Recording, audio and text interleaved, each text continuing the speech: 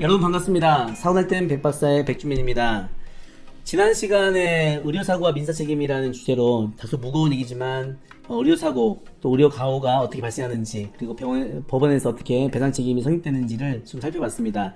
이번 시간에는 제가 진행했던 사건 중에 주사바늘을 이용해서 폐혈관에 시술을 하다가 폐혈관에 손상이 돼서 혈융이 발생하고 그 혈융으로 과다출혈로 사망했던 의료사고가 있어서 그 사건 사례를 가지고 이야기를 좀 해볼까 합니다. 의료사고는 한 건 한 건 할 때마다 느끼는 거지만 의료 의무 기록 일지, 진료 기록 일지도 다 검사 기록 일지는 다 확보해야 되고요. 또 그걸 또 분석해서 의료 과실과 가호가 어떻게 있는지를 또 판단하는 그런 과정들이 결코 쉽지만 않습니다.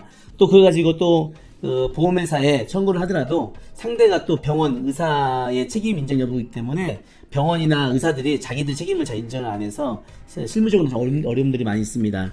그럼에도 불구하고 의료사고는 앞으로 계속 개발되고 또 계속 발전해서 의료사고로 인한 피해자들이 점점 줄어야 될 것 같고요. 지금보다는 더 큰 권익보호로 가야 될 것 같습니다.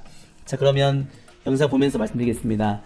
주사바늘이 폐혈관을 손상해서 혈융이 발생했고요. 그로 인해서 사망했던 사례입니다. 의사 및 병원 배상책임보험에 대한 실제 사례입니다. 자, 기초 사실을 좀 보겠습니다. 2016년도에 발생한 사고고요. 망인은 뭐뭐 대학교 땡땡 대학교 병원에서 입원하여 치료 중에 환자로서 입원하고 치료 중에 환자로서 좌측 피그테일이라는 도관 시술을 하는 건데 이 시술 시 주사바늘이 폐혈관을 손상시켜가지고 긴장성 기흉, 혈흔이 발생하였으나 조기에 흉부 엑스레이 검사를 시행하지 않은 결과 이에 대한 진단, 흉관, 삽관 등의 치료가 지연되었고 대량 출혈 상태에서 조기에 적절한 양의 출혈이 이루어지지 않은 결과 저산소성 쇼크가 발생하여 사망에 이른 사고입니다. 이 사건에 대한 의료 과호가 어떻게 발생했는지를 살펴보겠습니다. 사망진단서는 객혈, 긴장성 기흉, 양측 흉부, 콩팥 증후군, 신장 이식 상태였고 ST, 비상증, 심근경색, 기저질환은 많이 있었습니다. 그래서 기저질환이 많을 때에는 아무래도 책임 인정이 한계가 있고요. 지난 시간에 본 것처럼 위자료 평가에서도 제한이 좀 있죠. 자, 민법에 대해서 이 의료 계약 체결한 계약에 대한 채무 불이행에 대한 손해배상 책임 민법 390조하고 또 직원들에 대해서 이행 보지자 고의 과실, 불법행위 책임 민법 750조 등을 근거로 관리 규정을 삼을 수 있을 것 같습니다. 손해배상 적용 판단. 교통사고는 가해자가 차량이 증거가 있기 때문에 가해 차량에 의해서 피해자가 받다는 것만 입증하면 되겠지만 일상생활 배상 책임, 시설 배상 책임 이런 것들은 배상 책임은 피해자가 이 사고로 인해서 피해를 봤다는 걸, 또 가해자에게 손해배상 책임을 청구할 어떤 근거가 있다는 것을 입증할 책임이 있습니다. 그런 부분들이 이제 어렵고, 그런 피해자 측에서 손해배상 할 때에는 그런 입증이 참 어려움이 많이 있습니다. 또 의사 배상 책임, 이런 의료사고의 경우에도 손해배상 책임을 인정하게끔 하기 위해서는 진료 기록을 다 분석하고 어떠한 의사로서 주의 의무나 설명 의무나 계약 의무를 다하지 못했는지, 치료 의무를 다하지 못했는지를 찾아내고 입증하는 과정이 굉장히 어렵거든요. 그래서 저희는 항상 의료과실 할 때는 진료 기록 분석을 합니다. 전문 기관을 통해서 진료 기록 분석하는데 이 사건도 진료 기록 분석을 해서 이렇게 총 10페이지인가요? 굉장히 길게 평가를 해서 진료 기록 분석을 했습니다. 이거는 읽어주려고 하는 건 아니고 이렇게 평가했다는 것만 보여드리려고 하고 넘어가겠습니다. 자, 이 사건 사고의 의료 과호 판단, 의료 과실과 의료 과호를 원래 구분해야 되는데 무시하고 의료 사고라고 하겠습니다.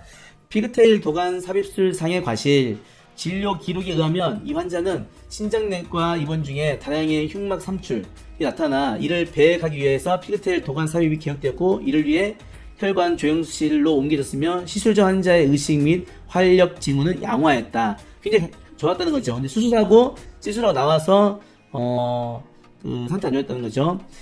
그 다음에 13시 10분경에 들어갔고요. 13시 50분경에 우측 피그테일이 삽입되었고 좌측은 주사바늘로 천자하였으나 환자 움직이면서 시술이 어려워서 중단되었다. 이 사건 사고의 의료가 판단, 피그테일 도관 삽입 후 심박동수 84회, 산소 포화도 99%이었으나 병동으로 오는 중 기관 절개 후 산소 포화도 79% 저하되었고 점점 그 이후에 안 좋아졌던 거예요. 그런 게 이제 의무 기록 일지 나오고 그런 것들 통해서 입증을 해가는 거죠. 그리고 17시 20분경 시행된 흉부 엑스레이 검사 결과 긴장성 기흉 혈용이 관찰되어 흉관에 삽입되었고 흉관을 삽입하자마자 선명한 혈액이 흘러나와 1000cc 정도의 나오던 중 심폐정지 발생 후 회복되지 못하고 사망했다. 그래서 흉관에 삽입하자마자 선명한 혈액이 나왔다는 것은 과다출혈이 있었다는 거죠. 그래서 아까 앞에 본 것처럼 과다출혈로 최종 사망에 이르렀던 사건입니다. 기흉의 원인, 이건 의학적인 거니까 패스하겠습니다. 검사 및 수혈 조치 지연 과실. 피그테일 삽입 직후부터 기관절개부에 대량 출혈이 지속적으로 있으면서 16시 36분경 시행한 혈액검사상 헤모글로빈 수치가 8 정도의 심한 빈혈 상태가 나타내어 상당한 양의 혈액 부족 상태가 예상될 수 있었음에도 수혈은 17시 53분, 약 1시간 20분 경과했죠. 1000시 가까운데 배액되어 흉관의 혈액이 이때 있었음에도 수혈은 17시 13분에 흉관의 혈액이 1000시 가까이 배액되어 심폐정지가 발생할 때까지 시행되지 않았다. 결국 수액은 시행되지 않았던 거죠. 빨리 검사했다든지 또는 수혈을 챘으면 사망에 이르지 않았을 텐데 그게 늦어짐으로 인해서 사망에 이르렀다는 것을 진료 기록 분석을 통해서 입증을 한 겁니다. 최종 적용 판단. 망인의 경우 좌측 피그테일 도관 시술 시 주사바늘이 폐 및 폐혈관 손상시켜 긴장성 기흉 혈흔 발생하였으나 조기에 흉부 엑스레이 검사 시행되지 않은 결과 이에 대한 검사가 지연됐고 수혈이 이루어지지 않아서 저혈량성 쇼크가 발생하여 사망한 것으로 보인다. 자, 책임이 인정된 거고요. 과실은 지난번에 이제 의료가와 민사 책임에 대해서 설명드린 것처럼 그런 것을 준해서 법원의 판결을 금해서 과실을 평가한 거죠. 이건 반복된 거니까 넘어가고, 그래서 민사 책임에 의료가호 적용 판단, 의사 책임 70%, 60% 제한했던 게 유사하니까 그 정도를 감안해서 의료가호를 60%로, 피해자 과실은 40%하고 병원 측의 의사 책임을 60%로 제한하고 평가를 했습니다. 그러면 이제 사망하고 위자료는 이수수임은 이미 연세도 있고 또 기왕 장애가 있기 때문에 평가를 일부한 거고요. 위자료 장례비 이제 두 가지인데, 우리가 이제 불법행위 책임에 따라서 위자료를 평가할 때는 사망하면 사망 위자료 8천, 9천, 1억 거기에 이제 과실을 평가하는데, 이런 병원에 대한 의료가호 배상 책임에 대해서 평가할 때는요, 법원에서 과실 위자료를 불법행위 책임처럼 많이 하진 않습니다. 그래서 이런 계약 채무 불이행에 따른 의료가호를 평가할 때는 기저질환이나 이런 것들 감안해서 위자료를 망인의 위자료, 배우자, 가족들 위자료, 자녀들 위자료 해서 딱딱 달리 구분해서 평가하는데요. 통상 적게는 2,500, 또 많게는 3,500, 4,500 이렇게 올라가긴 합니다. 저는 이 사건을 봤을 때 3,500 정도 해서 장례비 당시 300이었습니다. 그래서 3,800 평가를 하고, 아니다, 500인데 과실비 300입니다. 죄송합니다. 3,800에서 평가했던 사건입니다. 실무상 그래도 과실이 인정되기 쉬웠던 부분이라 이 부분은 과실이 인정돼서 보상도 잘 이루어졌던 사건입니다. 그런데 이제 다른 사건들 중에는 진짜 어려운 사건들 많이 있죠. 이 사건도 결코 쉬운 건 아니었지만 의료 사고에 대해서 보험회사에 배상 책임을 청구하는 것은 이렇듯 어떤 의학적인 근거를 가지고 의료 과실을 입증하는 과정이 굉장히 어렵고 쉽지 않다는 거. 그리고 상대가 의사하고 병원이다 보니까 훨씬 더 많은 전문 지식이 있지 않겠습니까? 그래서 스스로가 그걸 인정하지 않으려는 경향 때문에 끝까지 버티고, 또 보험회사에도 피보험자인 의사나 병원에서 동의를 안 하면 보험금 지급되지 못하는 그런 어려운 현실은 있습니다. 그럼에도 불구하고 명확한 진단 증거가 있으면 평가에서 인정이 많이 되고요. 큰 병원보다는 작은 병원이 의료가 인정이 더 쉬운 것 같습니다. 근데 큰 병원은 시스템적으로 좀 어려운 것 같고요.